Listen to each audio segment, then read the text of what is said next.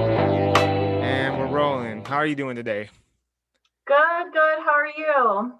I'm doing fine. I'm just realizing this. I'm probably a little overdressed for my own podcast. Now I feel a bit stupid. So Don't feel stupid. Collared shirts are, it's your podcast. Do it. yeah, like I feel like I'm looking at my own camera. I look a little too Cuban in my own.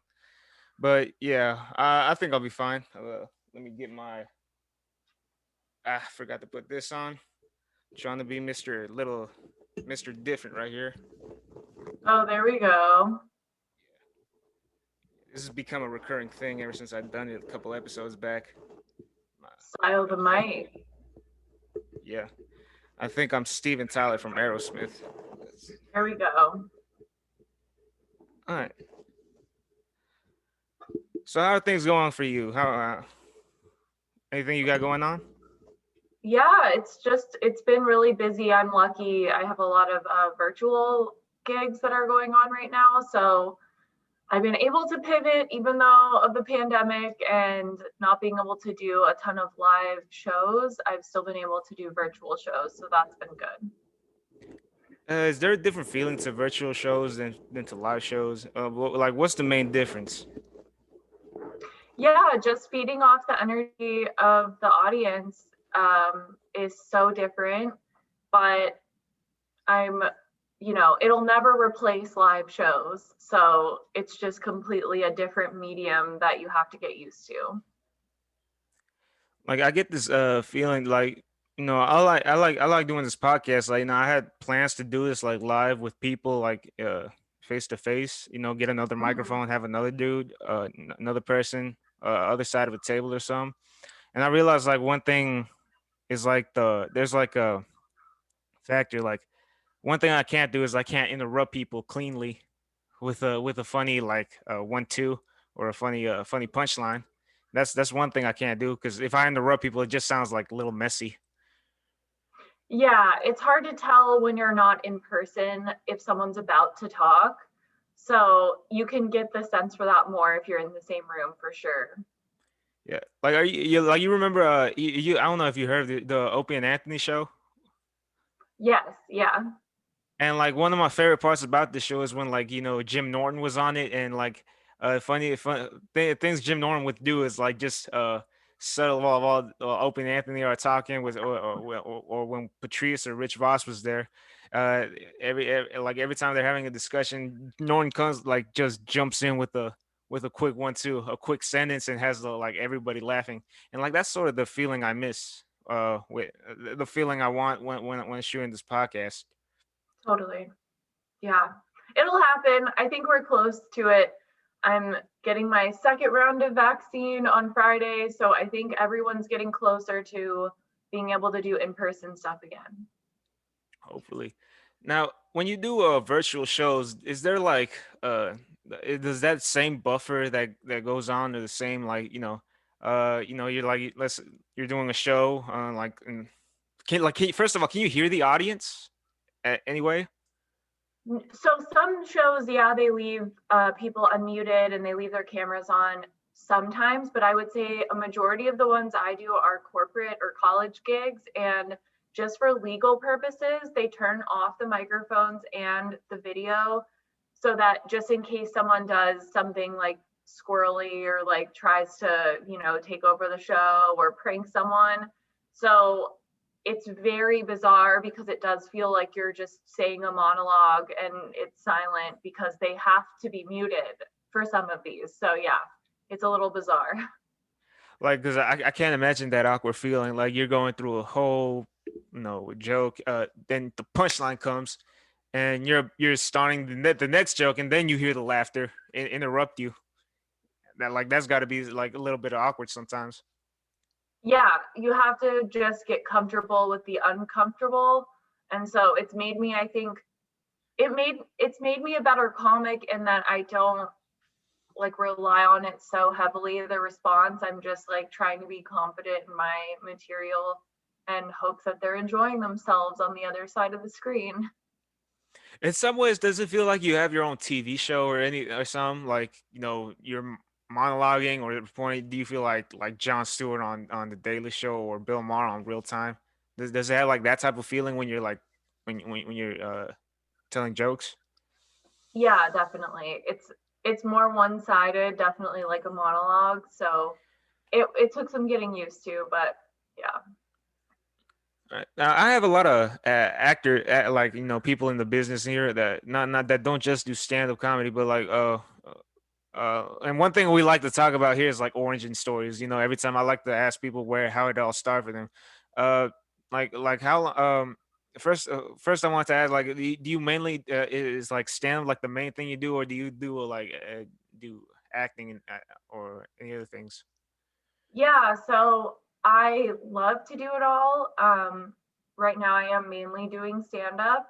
I moved out to LA from Arkansas almost 9 years ago, and I transferred from University of Arkansas to USC, and I was doing just acting. That's why I moved out, and I did the Groundlings and everything like that, kind of SNL focused, and I had a few different agents that I was able to get through showcases and class performances and stuff. And then I just was getting so frustrated because no matter how many different agents I got or classes I took, I couldn't control how many auditions I got. So I was like, well, what's something I can control? And so I started doing stand up as a way to, like, I can write the jokes, book myself on shows, and if it's going well, it's all on me. If it's going poorly, it's also all on me. So that, and then it started going really well. And so I just kind of continued following that. I would love to still act as well in the future, but mainly doing stand up now. So, stand up specifically, like when did it all start with you? Did it start while you were in college? Were you one of like these people who started in college once they moved out the house and No, I was still acting and doing the Groundlings while I was in college. It started, stand up for me started about 5 or 6 years ago. So yeah, I was out of college at the time, and I just finally ripped off the band-aid and did my first class and open mic, and yeah, it was crazy, but I did it. this sounds eerie similar to I had Don Brody on a couple episodes ago, and she's funny and didn't feel like I had to add that. Of course she is, but and she also started doing stand up 5 6 years ago. And like I see, there's a lot of similarities to what I see, but um, uh, when it comes to like both of those, do you feel which do you feel like more favorable? Do you like one more than the other? Um, they're just so different. I think what I like is I like making people laugh. I like entertaining people.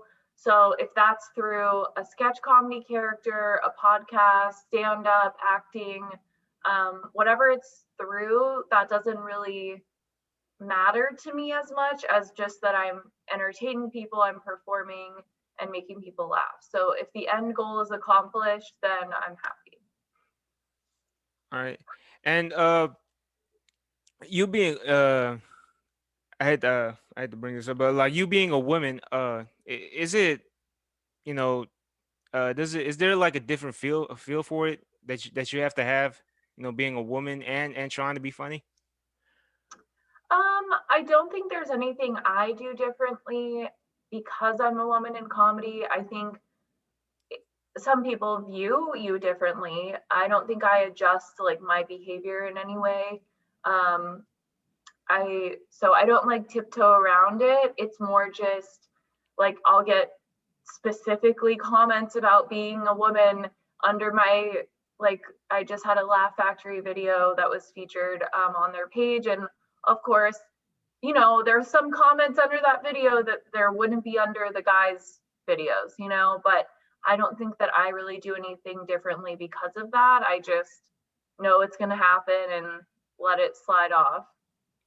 Now, I listen to a lot of people, and I do have a lot of female comedians that I look up to. Joan Rivers, Wanda Sykes, Sarah Silverman, and they're all hilarious. But and I really want to like deep dive into this and dissect this for what it is. Like, what do you think is it that makes like comedy like male dominated, but still have like these diamond in the roughs women who prosper in this game? Um, I don't really know what could cause the disparity between the number of people doing it, because I think if you put the number of women that want to do stand up and the number of them that are actually funny, and the number of men that want to do stand up and the number of them that are actually funny, the percentage would probably be similar of like who has it and who doesn't, who has that funny factor, the whatever, the star quality. I don't know why there's not as many women. Maybe they like overall it's less of a desirable career path. It is pretty cutthroat, it is pretty solitary, um, and it's always kind of, it is intimidating because it's always been seen as a boys club a little bit, um, of something that maybe they're not as included in. So you have to have some tenacity to stick it out and take your space in the industry. So maybe that's just discouraging to some people. But the people that do make it, like you said, like some of the people you named, I think they don't give a they don't give a shit. They just do it. They aren't held back by the fact that they're a woman or anything. They just know they're funny. And like people, like one of my current idols is Eliza Schlesinger, and she, anytime, like I listen to her podcast as well, and she is always like, I'm not funny for a woman, I'm not a funny woman, I'm just funny, I'm a funny person. And that's how I feel about it. um so yeah.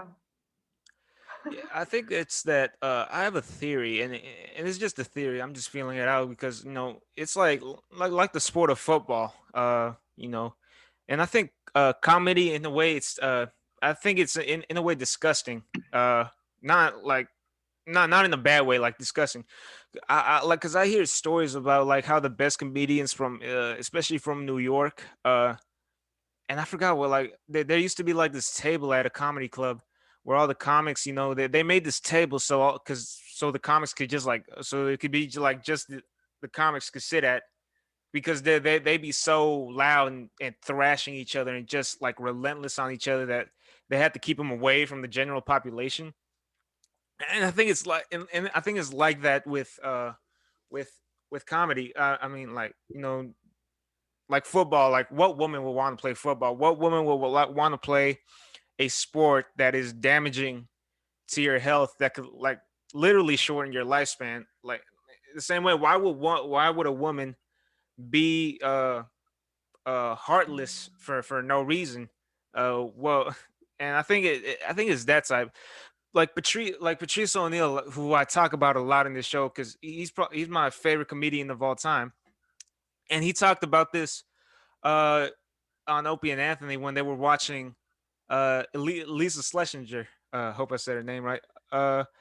They were talking about her, and they Eliza. talk. Yeah, Eliza Schlesinger, and they talk, and he asked this question like, someone like that, because yeah, she is an attractive woman, and he asked this, when like, to all women, when did you need to be funny? Like, and the analogy he used for a woman to be a funny around men is as funny as he has to be at a Klan rally. It's like, wait, hold on, guys, I'm a funny motherfucker. Let me show y'all. And like, and I think that that's my theory. Like, what was I about to say? And like, and I want to, if I ask you this question, and like, I'm not trying to be foul. I really want to dissect this, like, this issue. I want to go deep and down this wormhole. If I ask you if you could explain your funny, like, could you answer that if I ask you, can you explain your funny? Yeah, I mean, I'm not a very political comic or super crude. I'm more or like one-liners or stuff like that, which there's so many different styles. There's people that play it super straight and they're really monotone and dry. I'm very animated and storyteller-esque. So a lot of my comedy is just things that have happened to me in my life, and I'm relaying them in a funny way and adding punchlines in. Um, so it's more of like a whole each joke is like a chapter in my life, and so it's more of a story and it's more animated and like moving around the stage and lots of facial expressions. So I think my funny is just, I'm not picking fun at anyone else, I'm picking fun at myself, and I think that's what makes it relatable. Do you cry? Do you cry a lot? Like, no, I no. mean, I cry. There's a point to it, but like in like in general, when you feel sad, do you just cry? When you feel angry, do you just cry? It's not my first reaction to any emotion, but I do cry, I think, a normal amount. All right, because you know, like grow like us when we break this down, and this is a discussion that goes into like mental health, the differences between boys and girls. Like you know, you take these two pair of twins, a boy and a girl, they run down the hill, and they both fall and hurt themselves. The girl, the parents, the dad lets the girl cry, and the boy he says, "Nah, don't cry, stand up, don't cry." And I think that's like, and that's life for like a lot of us, because I grew up with the sister, and uh and a lot of people with siblings could relate to this. You know, we would be horse playing. um many a times we both gotten hurt, whether you know, she starts crying, I get the ass whooping. If I start crying, I get the ass whooping still. And, and like sometimes, and it leads us to down this like path to by the time we're grown up, we're so like different people, even though we grew up in the same house, that you know, my sister, like my little sister, because my parents were not as strict with her. uh, she has different values than I do, and like, and it just, you know, to see us like as two different people. You know, I love to be around my family. I like to be, I like to talk with everyone. I like to, you know, I'm basically like the comedian of the family. I'm the class clown. I'm like, and my sister's like very reclusive. You know, she just keeps to herself. But the I'm trying to get a question out of this, but you did you like did you grow up with siblings? Did you or did you grow up around people where you saw some of that? I I have a little brother. He's 5 years younger than me, and we definitely had, you know, different upbringings, but I don't know, it wasn't the same in that sense. Like my parents were always encouraging of us showing our emotions, so it wasn't necessarily the same dynamic that you're describing, but yeah, I have a little brother, and we're just super different. Like I'm really obviously artistic and performative, and he grew up a little more shy, but he's into sports and stuff, so that's been kind of our different paths. Yeah, I like to describe myself as a bottle of lightning. Um, and when like every time you know, I write a joke, it's like me cracking open a little bit, like every time I write a joke. If I let it out, I'm dead. I'm just running through a fucking wall, just in anxiety and anger and depression. Like I talked to Don Brody about this. You know, I have so much built inside, and like when you like see people like Joey Diaz, who's one of the funniest people on the planet, describe his comedy. He just like he can either go up on stage and just scream until he feels better, or he could just like let it out in punches and just like let the crowd have it, and just kill like that. But I think that's where I think that's where like our upbringing, because I don't think growing up, girls are expected to I don't know, suppress or like keep their emotions intact. Yeah, I mean, I think you're right on a larger scale. Totally, there's an issue with guys being told that they can't express their emotions. It's just kind of different for everyone's experience because I definitely, yeah, just like my family didn't have that exact experience, but I'm sure a lot of guys did. Because when you hear, I heard like the backstory of Joan Rivers, you know, of like everything that happened to her, how she was, uh, everything she's been through to be like being pushed away near bankruptcy, and that, and this story almost made you cry. That her, she went to therapy, and her therapist, was dying of AIDS, and the person she went to, the person she went to, you know, to for comfort, for answers, is telling her that he's scared to die, that he can't hold, Right. that he's scared, that he needs help from her. And like you see experiences like that, I'm like could that be? Because like could it be like that like trauma? Can funniness be that? Is that what it is, coming from trauma? Yeah, I think that the funniest people have the darkest, like, pasts almost, because they're coping with things that are happening to them and turning it into humor. So I definitely think that's the case of a lot of people. I mean, I've been lucky enough to have a pretty good childhood. Of course, there's shit in everyone's life. There's definitely some stuff I've gone through that I've turned into like huge bits of my comedy. So if anyone's seen like a lot of my stuff, like, I definitely talk about the real shit. And so I think, yeah, I think every comic does that to an extent. They just take whatever pain is in their life and they turn it into a punchline. Like and I think I have a prime example, because I saw your set on Flappers, you know, about a dude staring at your nose, if you know what I'm Yeah, talking about. Yeah. yeah.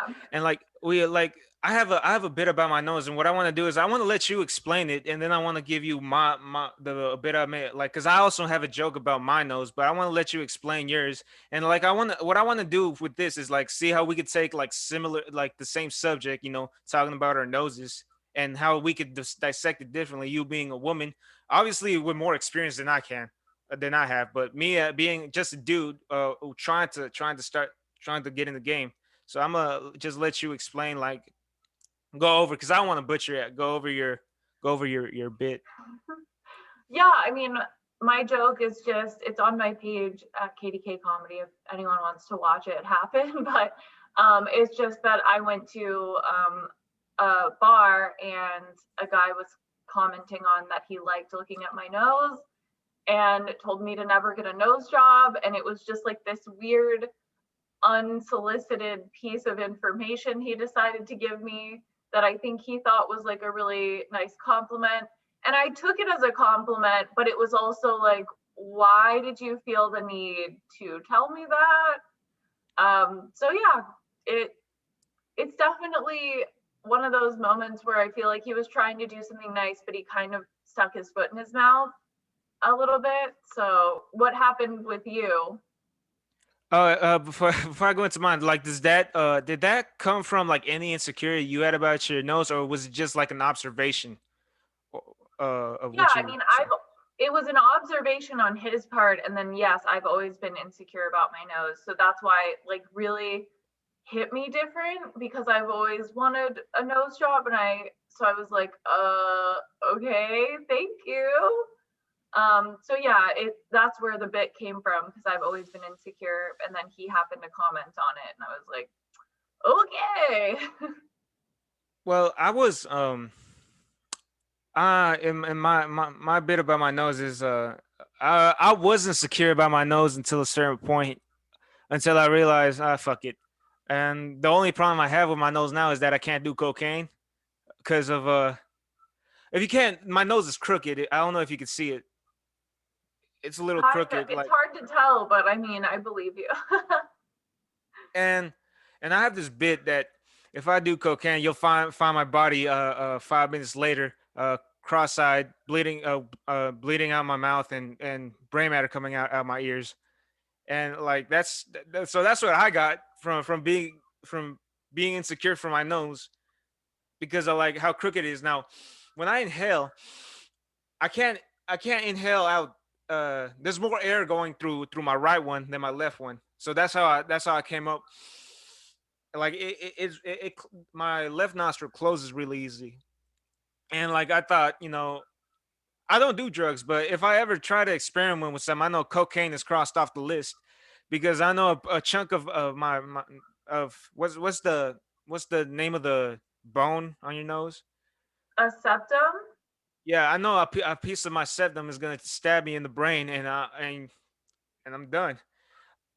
But so that's what I want. Like, the- so your bit, when you take your bit and my bit, like mine is much more dark, and like just crazy, and like and yours is more like observational, and like there's more of a explanation to it, Hmm.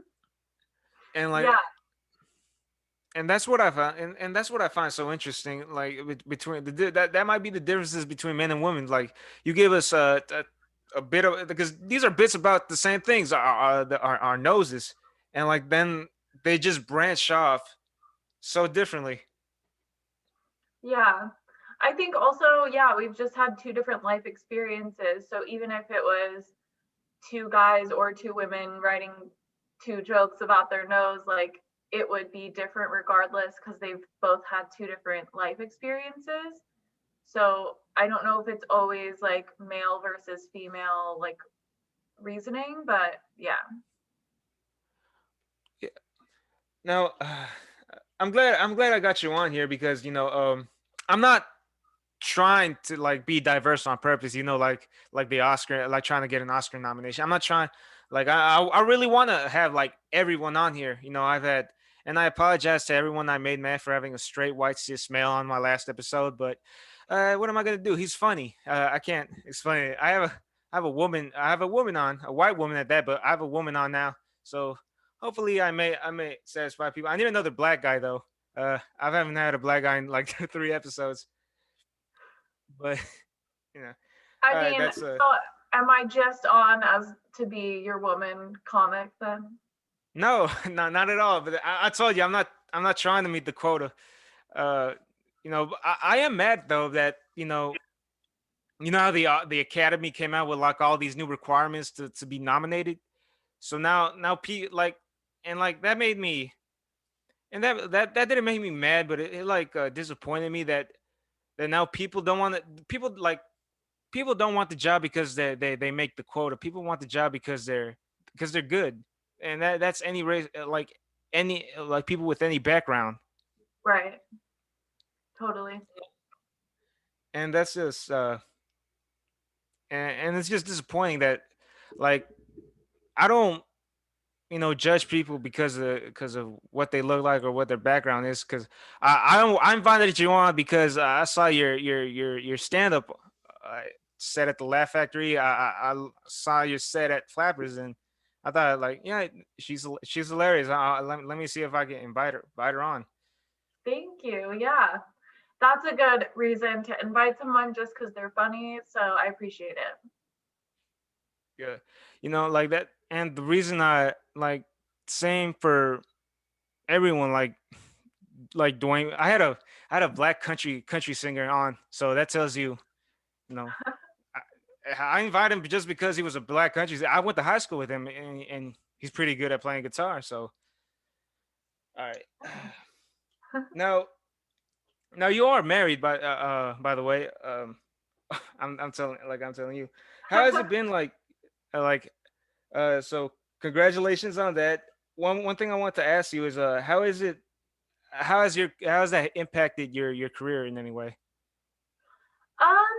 It's been interesting because I had to, redo or just scrap a lot of my jokes from before being married, of if they were about dating or if they were stories from when I was single. It just didn't seem as topical or genuine, so I wrote a lot of new stuff.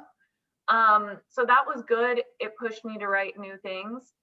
And but in general, my husband's always been very supportive and understanding about like the comedy lifestyle and me, being very honest on stage.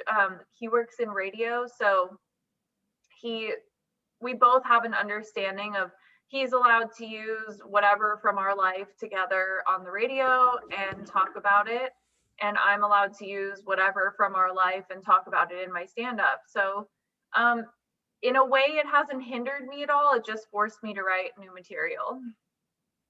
All right. Like how many? Like if you could count how many minutes you have from now being married, how many minutes have you added? I don't know. I mean, at least like 20 to 30 new minutes. I've been doing an hour at colleges, and so I'm getting back into those live gigs now. Just did my first one in a year, so I haven't really broken it down by time though. All right, and excuse me if I sound mean, but when if y'all two go to a party, who's the interesting one? Um, that's so funny because I used to date people that kind of let me shine and be like the attention hog, if you will. And I think to an extent that's still the case sometimes, but we both genuinely, like, that's why I really was first like attracted to him, was because we both have like pretty strong personalities.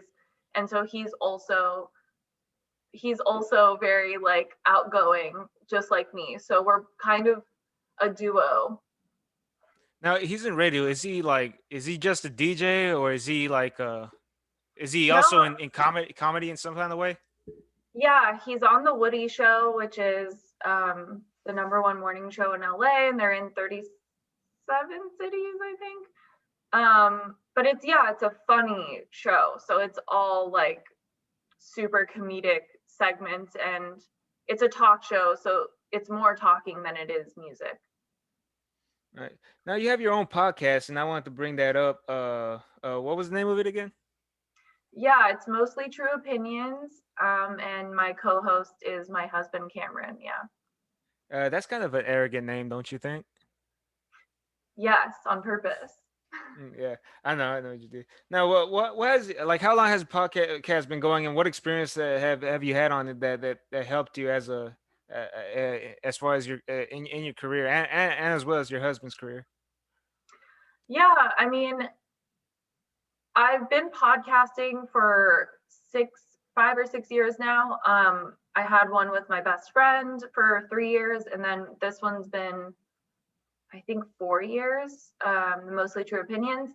And it's taught me so much about putting out consistent material.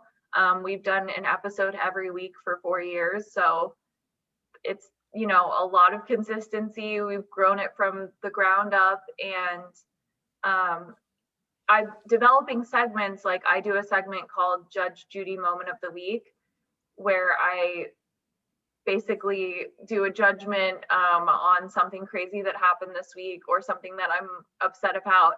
And it's taught me what people respond to. We've gotten a lot of response from our listeners, and they love that segment. And so it's made me use some of that stuff from that segment in my stand-up and know how people react. So yeah, being consistent and putting out like quality content that people are responding to.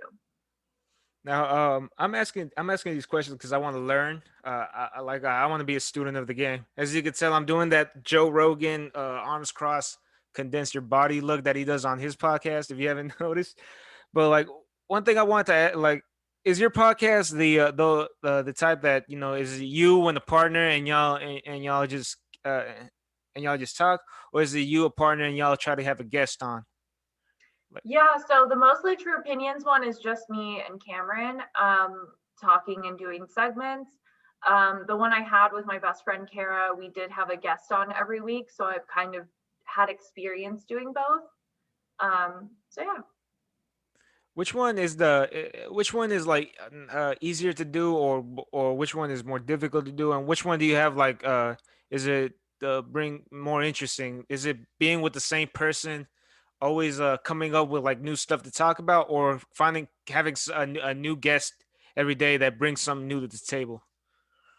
I think after 4 years of doing an episode every single week, it has been, it makes you be more creative to think of what new things should we talk about this week? What new segment should we do? So it kind of forces you to like reinvent every week. Whereas before, when I had a different guest on every single week, I felt like sometimes it could get repetitive because I would be asking them similar things, or and also then you kind of take a back seat a little bit. So if there's two hosts and a guest, you have to really let the guest shine and not step on them, or like, or if your co-host is talking, or and then you don't want to like over talk when you're having someone on. So it was kind of a hard balance in that sense. So I definitely feel like I enjoy the one-on-one, and then thinking of new creative stuff every week is just what I prefer personally. Yeah, and like I forgot what I was. I'm sorry, I had three questions like just pop into my head while you were talking. Like, as this, as that, and now I forgot all three of them. Oh my goodness, my brain is a car accident right now. Three-car No pylon. worries. Um, Was it about shoot. the podcast guests? What was it? Oh wait, oh yeah. So are both podcasts still going on? So Mostly True Opinions is every week. The Birds of a Feather one I was talking about ended a couple years ago.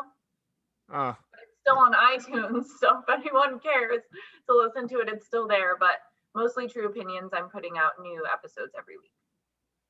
all right, and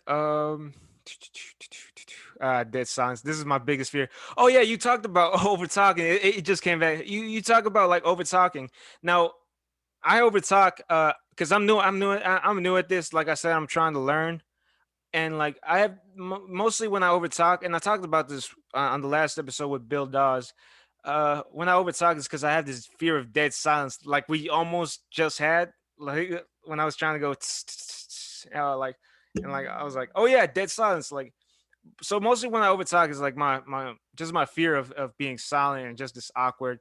So what do we do now? Like, because what I'm trying to avoid is ask you, what do you want to talk about? Because you seen that interview with Jerry Seinfeld, and where he's Mhm. schooling the dude interviewer, like, and the dude asked him, so what do you want to talk about? Like, and Jerry Seinfeld goes, that's the worst question you could ask someone during an interview, because now you give them the world, and like, so that's usually when I overtalk, just to avoid that silence, and like, and insecure that I might not fill in like the hour because these episodes are an hour long.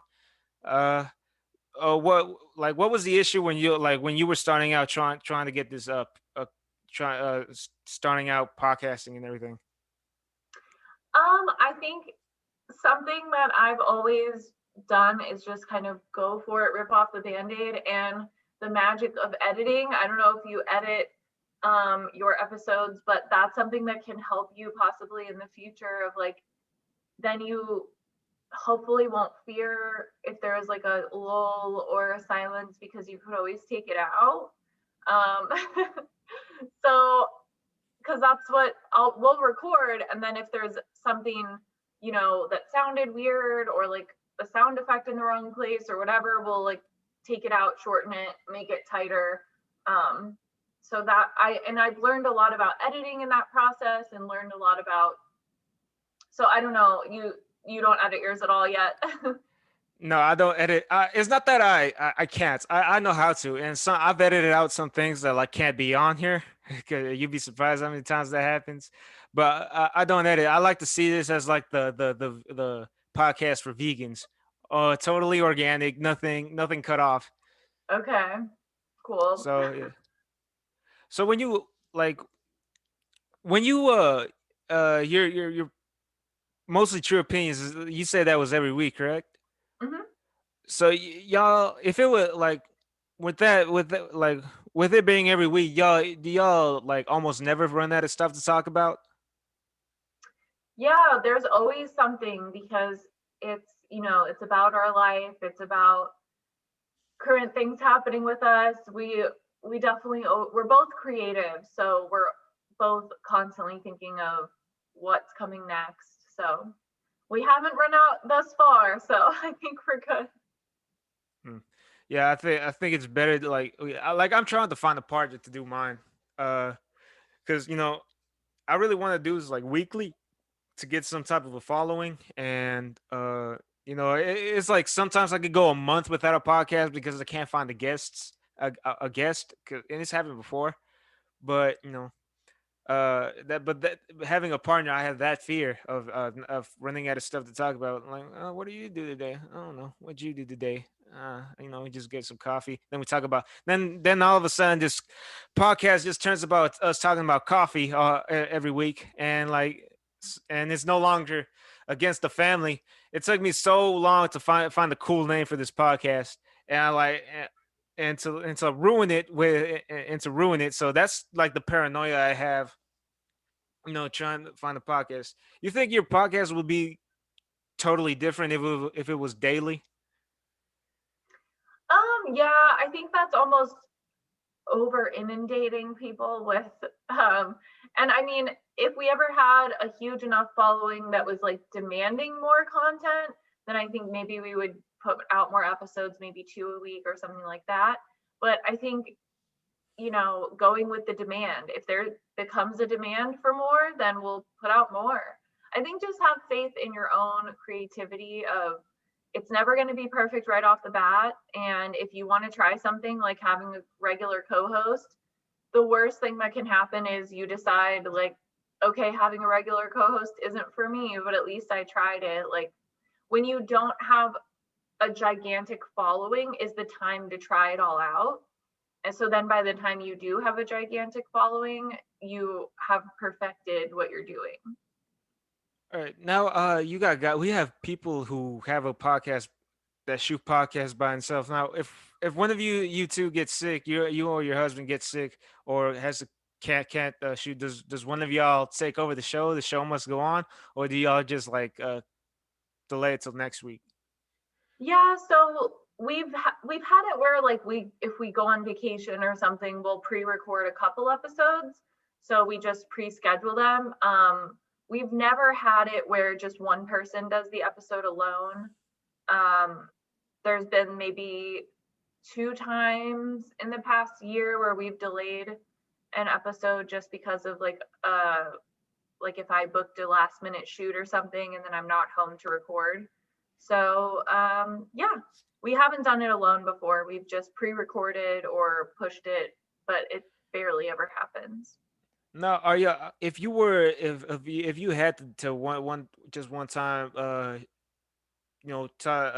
shoot one just by yourself, you think you'll be able to do it, or do you think like it's because I've tried to do that. I think I only had 3 episodes where I tried to do that, but like if you were asked to like just do it once, do you think you'll be able to do it? Yeah, in that case, I would just post on our Instagram like a Q&A or something for me so that I had something to pull from the fans or listeners and just kind of go through and answer some questions. So I think that'd be like how I would cheat it a little bit to just do it by myself. I think I could. I mean, I've been monologuing on my virtual shows, so I think that's prepared me for just like talking into the ether, so I could do it. Yeah, because I see someone like Bill Burr's Monday Morning Podcast, and he's just like amazing at it. Just because his ability to rant on anything. Um, with that, well, staying on, going back to stand up. How do you think podcasting like impact has positively impact your stand up, or negatively, or did it help in any way? Yeah, I think it's positively impacted it. It's like when you're speaking and or ranting or on one of our segments and something just comes out that's really funny, I'll always write it down and then expand on it later and see if I can write a whole bit about it. So I think it's just given me more space to do some writing when I don't even realize I'm doing it. And then if I forget what I said, it's perfect because it's recorded. So I can always go back and listen to it later and write it down then. So yeah, I think it's really helped. So do a big chunk of your bits not a big, do some of your, so some bits that you have do stem out from like discussions you have on podcasts, like you bring up a point and like say, oh wait, I could really extend on this. Yeah, some of it, definitely. I don't know what percentage, but I would definitely it happens. So at least some of them. Now when you have a bit in mind, like you have this joke, like I just write jokes because it's really hard for me to find an open mic. But when you like, what do you do to like exercise it? Do you bring it up in conversation? Do you like to ask your like and people around you about it? What do you think? Or you just like wait till you hit the stage and like, let's see how this works? Yeah, occasionally I'll run things by my husband or a trusted like comedian friend, but I'll tell them that I'm running it by them, like, and just say, hey, I have this idea for a bit and kind of talk it out. I never do the thing where I'm like hanging out with friends or family and I just like slip it into conversation to see if they laugh because I feel like I I always feel like weird when people do that to me, and if I'm picking up on it, I'm like, you just literally try to joke on me, like, or whatever. So, and most of the time, I'll either go to an open mic to try something, or if I'm on a booked show and I have a longer set, like if I have a 20-minute set, I'll do like 10 minutes of my material that I know kills, and then I'll slip in 5 minutes of new stuff, and then I'll end on 5 minutes of stuff I already know works. So like I'll put 5 minutes of new stuff to test it in the middle. So just in case it's not getting a great response, I can still recover by the end of the set, you know? Right. Because I like to, I don't like to, I work it into like everyday conversation, like everyday life, but I don't exercise that as a bit. I exercise it as a philosophy, if you understand what I'm saying. Because I heard that's how, I know, bringing up his name again, Patrice O'Neill used to do it. And it was like, he just sit, with friends, and it's like, hey, uh, I heard Bobby Kelly tell about, hey, you ever wonder what would happen if your woman fucked your dog or something like that, and like to that's how I do it sometimes. Like I'm not, I do a lot of impressions. I'm not a good impressionist, but I like to get off that image. I like my like let's like when I was at work, I was like, uh, you know, I told my boss, Michelle, if you ever fire me, can we write a contract saying that you have to do it in Vince McMahon's voice? Uh, is all that, and then I go off on a rant. ZA, can I see you in my office? You stink. You're fly. Like that's what I do every day. I just try to be everyday guy funny. Does get me in trouble a lot of times because I do it places like a classroom where I'm not supposed to do it. Um, do you ever try like edgy material and feel like, do you ever feel like this is a, like, you got like these jokes you do every day, then you ever have like this one bit that you feel like it's might be a little far out there, but it's my own creation, but you might be a little too scared to try it on? Yeah, I've definitely had a couple like that. If they're just really personal, like if they're about my family or something, then I'm like a little more worried to try it. But I always eventually do. I just kind of try to feel out the crowd and see if they're the right crowd to try stuff with. And I'll give myself a few shows or a few open mics to try something if I really like it. But if it bombs like 3 times in a row, then I'll be like, okay, this is something I thought was funny that no one else thinks is funny. So I'm just going to put it to bed. And then I just won't bring it back up because I'm like, sure, I think it's hilarious. But if I'm getting feedback from the audience multiple times that it's not funny to them, then I'm just gonna take that and either rework the joke or just retire it. Yeah, I asked a lot of people who've been in the like I asked Dwayne Perkins this, I asked Brad Upton because they've been doing it for such a long time. Like if you had the like the way you're used to doing comedy a certain way for a very long time. If you had to reinvent yourself in any type of way, or if you feel like one day you wake up and say, I don't want to do it like this no more. I want to be more because Dwayne Perkins and Brad Upton are both clean comics. But if they like, I asked them if you ever want to reinvent yourself in any type of way, you want to be a little more filthy, or you want to be a little more angry, or you want to put off a little bit more energy in the stage because you feel like like, hey man, like I want to try it this way. Like, would you do it? Now, do you are you like and there was this like discussion that used to tell me when I play football, you got to make uh you got to get out your comfort zone to get comfortable. Like, do you ever have like those moments like, uh, this isn't in my comfort zone, but I really want to try this out. Yeah, I mean, I think me starting stand up was out of my comfort zone. I never, in acting, at least you can be a character. And so that was kind of the safety zone. And then stand up was the uncomfortable, out of my comfort zone because it was me being really honest. So definitely doing that was out of my comfort zone. But if I could reinvent myself, I would probably, I don't know, because I think I'm all across the spectrum of like what I would want to do is what I do.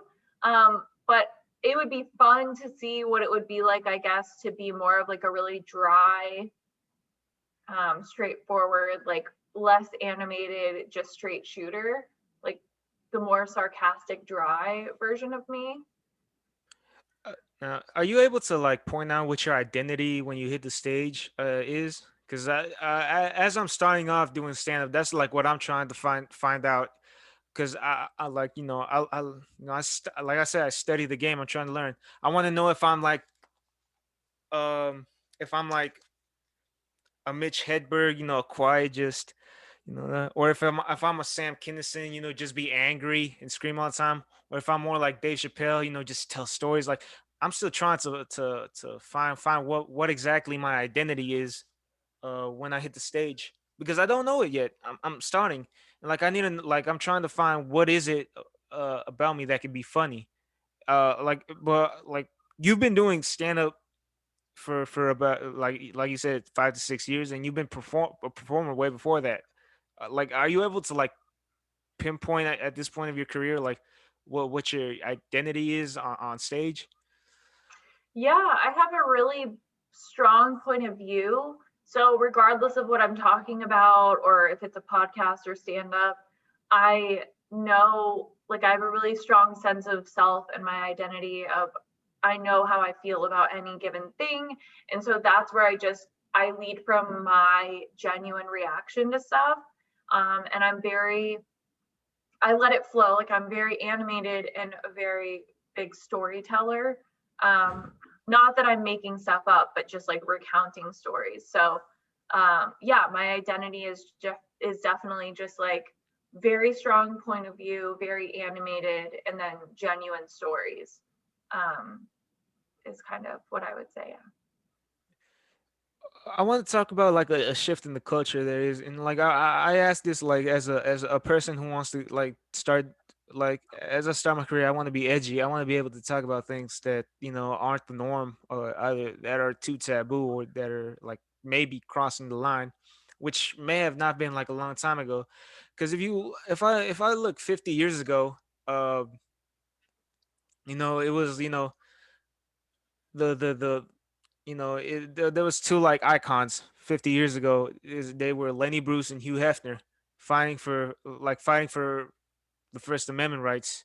And and like today, with cancel culture, and and in the women, like these women musical artists be over sexualizing themselves, not over sex, but expressing themselves sexually. We feel like we're back at that point we were 50 years ago, you know, where we can't talk about, whereas we can't be openly sexual or openly edgy. Like, like today, just this month, we were mad. We were both mad at Bill Burr at the Grammys, and as well as Megan Thee Stallion and Cardi B. And when I hear like the out like liberals are mad at Bill Burr, conservatives are mad at Cardi B, and when I think about 50 years ago, it was liberals who wanted both, Lenny Bruce to stop getting arrested, and Hugh Hefner to be able to put out Playboy openly. And I was like, didn't these two guys already fight this battle a long time ago?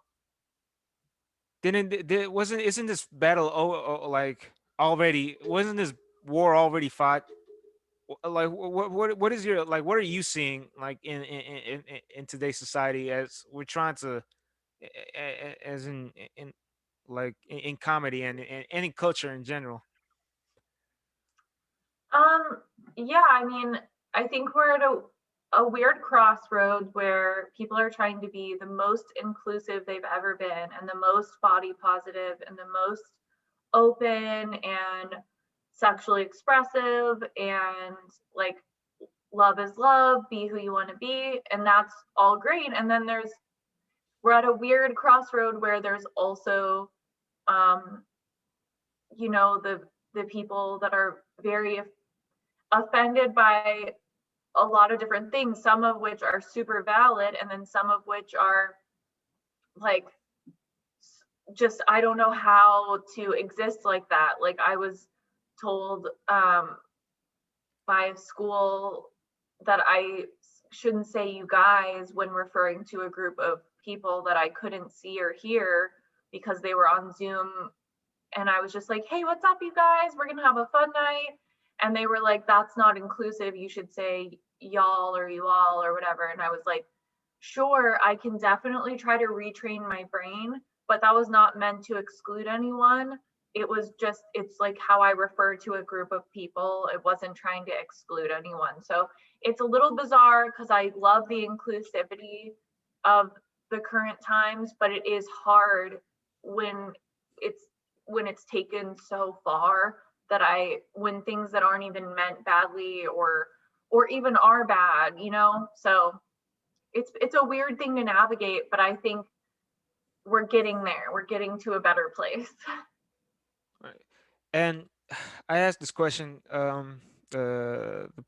past episode as well, and I really wanted to ask this as because I'm trying like I repeat it all over again as much as I have to. I'm a student of the game, and I really want to learn. And like when you like if you were to see a fresh face comic like me, like 19 years old, starting out, perform on stage, like what are you looking to see? What are you looking for that could tell you, oh, like this kid's got it. This kid has what it takes to like to what it takes to make it. Yeah, something about the it factor is kind of intangible, but in general, I think being confident, having a strong sense of self, like a strong point of view, and saying stuff that not just anyone could go up there and say. So saying stuff that's specific to your life, to your perspective, to your life experiences, instead of just a joke that anyone could go up there and say and it would sound the same. You know what I mean? All So yeah, right. being unique, having confidence. All right, that's what I needed to hear. It's been a great week for podcasting. Joey Diaz had Bill Burr on his podcast. Joe Rogan, I think, had Demi Lovato on his. The Two Bears One Cave was hosted by Andrew Santino and Bobby Lee, which was hilarious. I enjoyed watching them all. And on Against the Family, I had Katie K. So it's been a great week for podcasting. Anything you want to plug in? Anything you want to say before we wrap this up? you can follow me on Instagram at KDK Comedy or on TikTok, and my podcast at Mostly True Opinions as well. All right, KDK, ladies and gentlemen.